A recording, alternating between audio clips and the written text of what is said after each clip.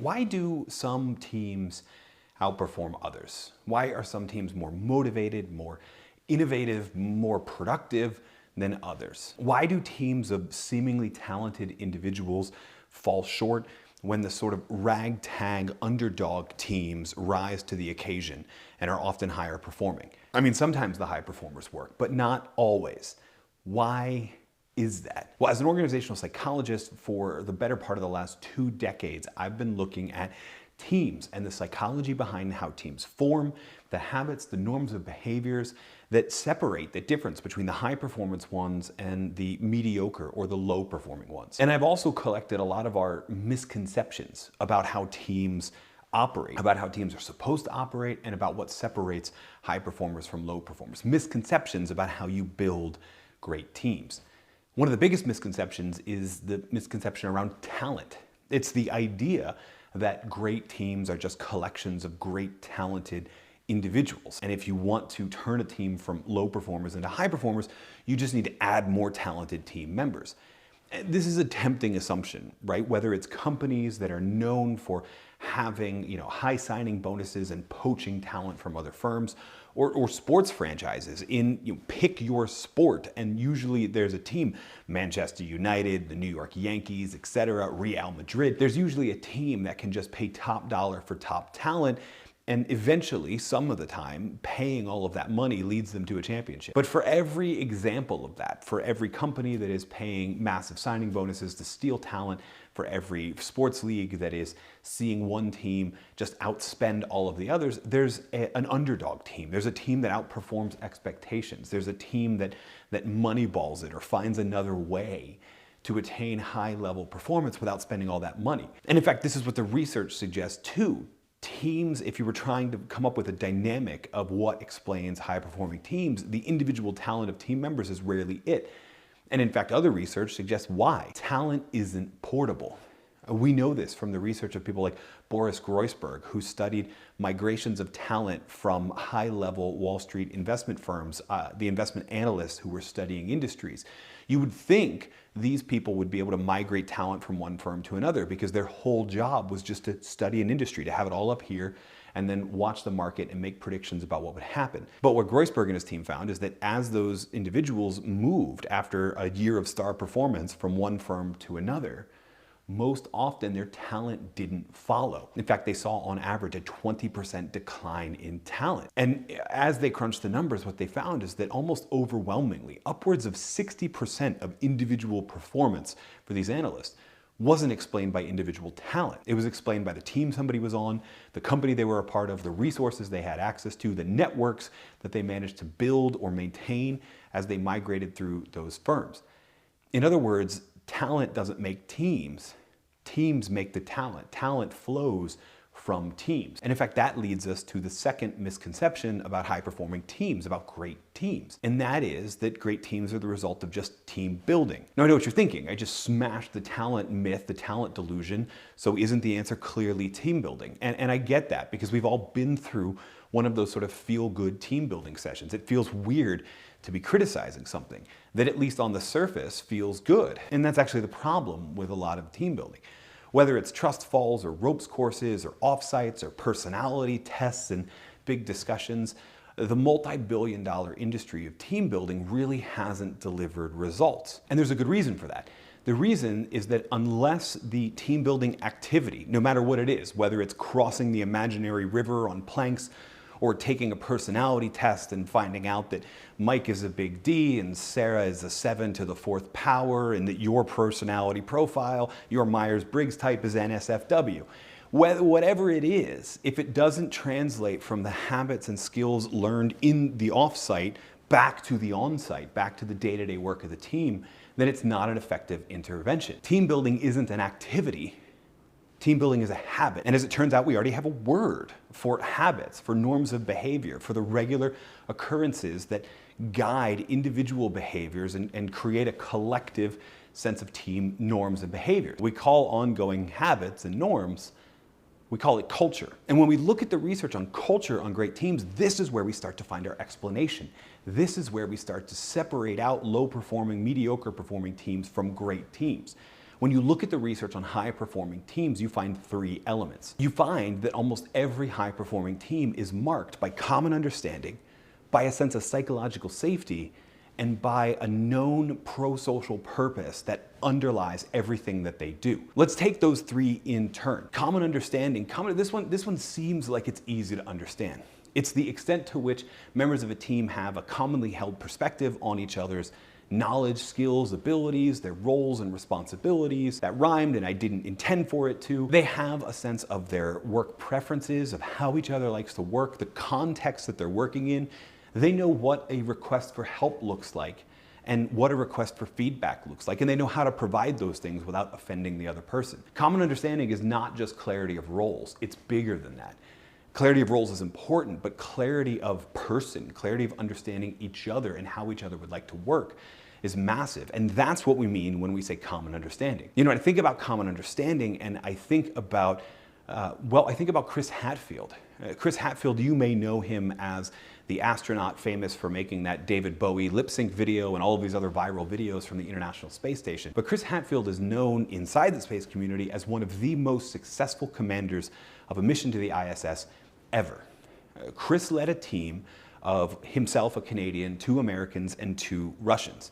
So he led a team of 3 different cultures, 3 different languages, right? English, Russian, and American. 5 very different people from 3 very different cultures, and he had to get them to a place of common understanding. Not just clarity of roles and responsibilities. NASA training, European Space Agency training, Canadian Space, the agency training focuses on clarity of roles. There's checklists for everything. But Chris knew he had to take care of the soft stuff of common understanding. So he spent time living in the United States with the 2 astronauts that he would depart for. He moved to Russia. He learned Russian.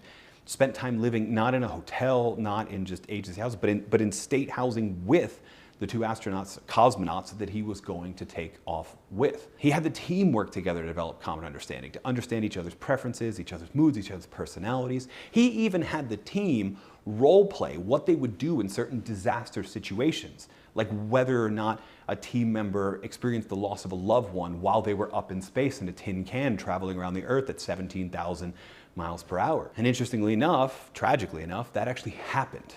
While they were on the International Space Station, one of the members of the crew found out that one of their close family members died, and the only people they had to rely on for support were the other astronauts, who were prepared for that because Hatfield spent so much time building common understanding. Now, you may not ever be going to space with only 4 other people. You may not need to build that deep of a sense of common understanding, but there are things you need to do on your team to turn it into a great team to build common understanding. And my favorite intervention for this is a huddle, the practice of a regular huddle. You could call this a daily stand-up. In the world of agile software development, that's what they call it. You could call it the weekly check-in, whatever you want to call it. But this is not a one-on-one check-in. This is a huddle. This is the whole team coming together. The best ones look at whatever period of time has passed, day, week, 2 weeks, and they have everybody share just a little bit. What did I just work on? What am I focused on next? And what's blocking my progress? And it seems like 3 simple questions, but there's so much information in those 3 questions. What did I just work on? What did I complete? Where are we? What's our sense of progress? What am I focused on now, which helps you as the leader understand that nobody is dropping the ball? And what's blocking my progress?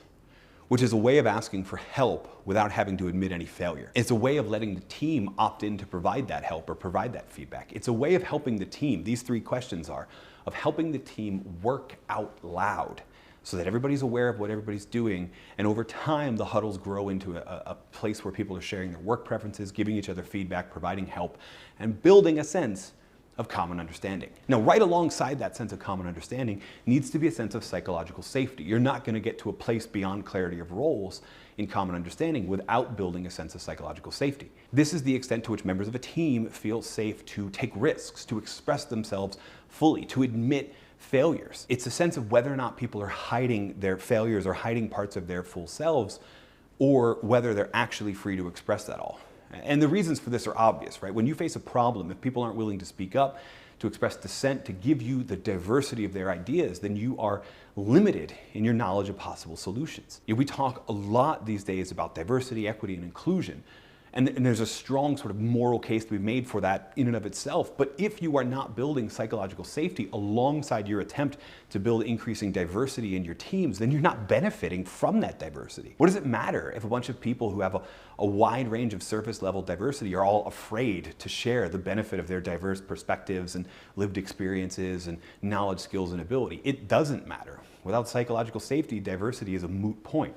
So we know we need to be building psychological safety. When I think about psychological safety, I think about the way Alan Mulally built psychological safety among the senior leadership team and the whole organization of Ford during his turnaround years. Mulally took over Ford in the early 2000s at a time when the company was losing billions of dollars. In fact, the year he took over, they were on pace to lose $17 billion. If they just maintained present course, they would still have lost $17 billion. Mulally was committed to demonstrating psychological safety, to letting people speak up. In fact, on his first day, he was asked by a reporter, "What kind of car do you drive, Mr. Mulally?" And he replied, "I drive a Lexus. It's the finest car on the market." His point was that he was going to be honest even when it hurt. His point was that they, Ford, as an organization, were not in a leadership position yet. I hope we'll get there, but we need to be honest about the fact that we're not there. And one of the things that Mulally did was he started a regular, what he called a business process review, where the senior leadership team of the organization met every Thursday morning and shared their progress, what the plans were, whether or not they were on track. If this sounds a lot like a huddle, it's because it's exactly like a huddle. He had them come together and share what are they focused on, what's blocking their progress. And he asked every leader in the organization to color code their slides giving the progress update. Green would mean we're on track, everything's fine. Yellow would mean we've got some setbacks, but we know how to solve them. And red would mean we've got some setbacks and we have no clue how to overcome them. We need help. And when he started the business process review, the very first day, he saw 300 green lights. Everyone's slides were green. Everybody said, here's the plan, here's where we're at. Everyone was afraid, in other words, to share what was going on. There was a culture of fear that if you spoke up and you admitted those problems, you were out the door. And this is why the company was losing $17 billion. This went on for 8 full weeks, despite Mulally's admonishment that surely something must be wrong because we're losing this much money. It just continued. It just went on. Until finally, on the 9th week, one executive, Mark Fields, decided to switch to red. Decided to talk about a problem in one of the production plants in Ontario, Canada, and talk about all of the cars that were sitting on the lot because they didn't have the tools and the supplies necessary to fix the production problem that was going on. And Mulally, looked at Mark Fields, and the whole room must have expected this was the last we're ever going to see of Mark. But Mulally said, "This is great because we can come together and solve this problem." He focused the whole team on solving that one problem. And as a result, they got Mark and his team back on track. But they left the business process review, I'm sure everyone thinking, last time we're ever going to see Mark, except next week, when they filed into the same conference room for the same huddle, and they found that Mark Fields was sitting at Alan Mulally's right hand. Mulally was sending the message, it's okay to speak up. In fact, I prefer it. The following week, you can imagine what happened. We finally had the rainbow of lights that we needed to actually have an honest conversation to turn the company around. Executives came with all sorts of different colors, reds, yellows, greens, all sorts of different problems, and we finally had psychological safety on the team. And that helped turn the company around from losing $17 billion when Alan Mulally took over to a profit of $6 to $7 billion when he finally stepped down as CEO. And by the way, when he stepped down as CEO, do you know who he appointed? He appointed Mark Fields, the first person to take the risk, as a symbol that we are going to reward psychological safety on this team. Now, okay, you might not be trying to turn around a company, turn it into a great one, try and not lose $17 billion, but I bet there's some steps you can take on your team to build a sense of psychological safety.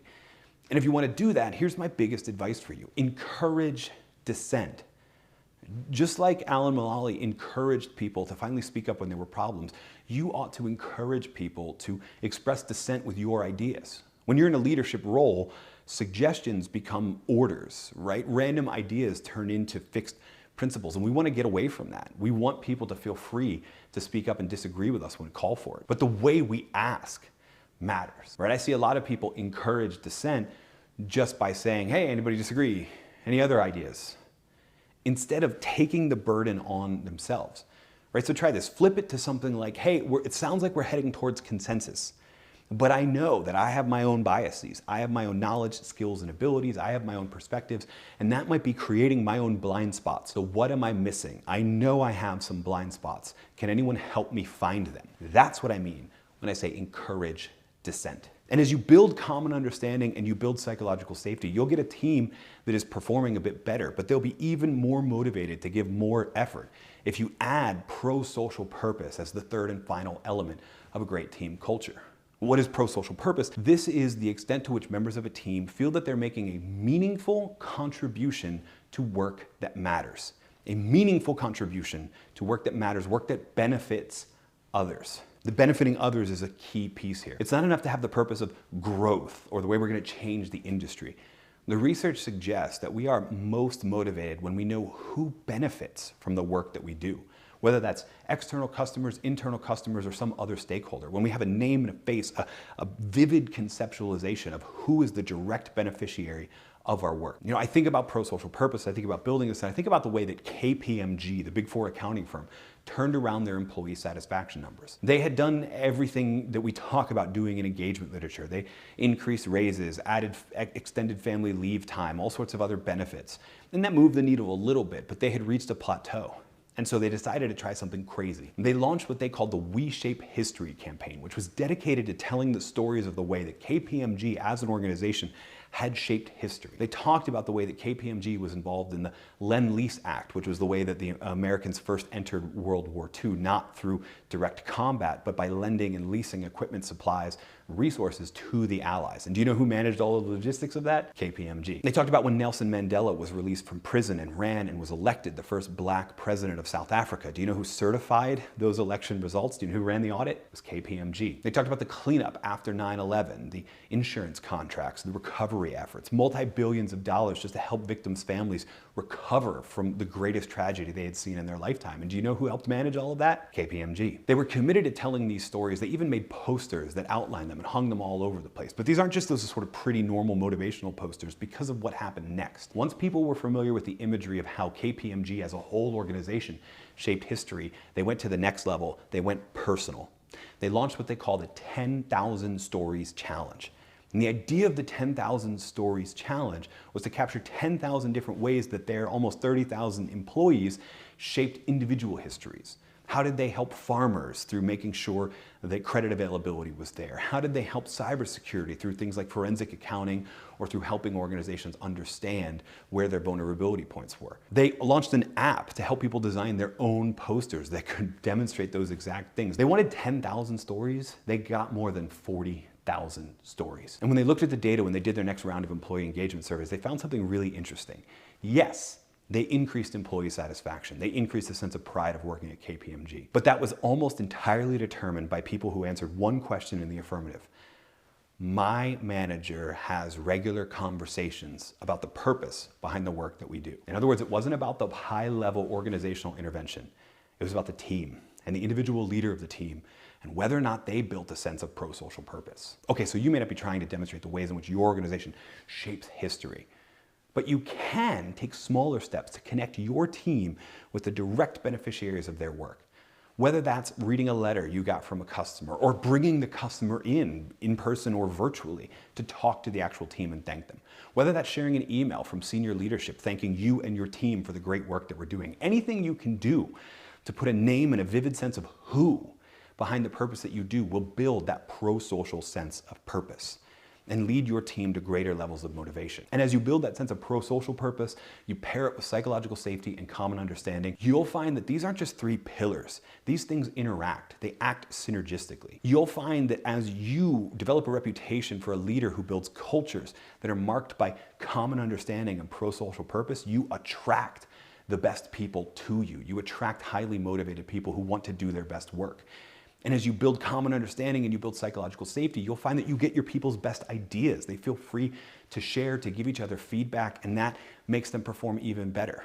And when you build psychological safety and you build pro-social purpose, you'll find that you get your people's best effort as well. In other words, when you build common understanding, psychological safety, and pro-social purpose, you'll find that you've started to lead your best team ever.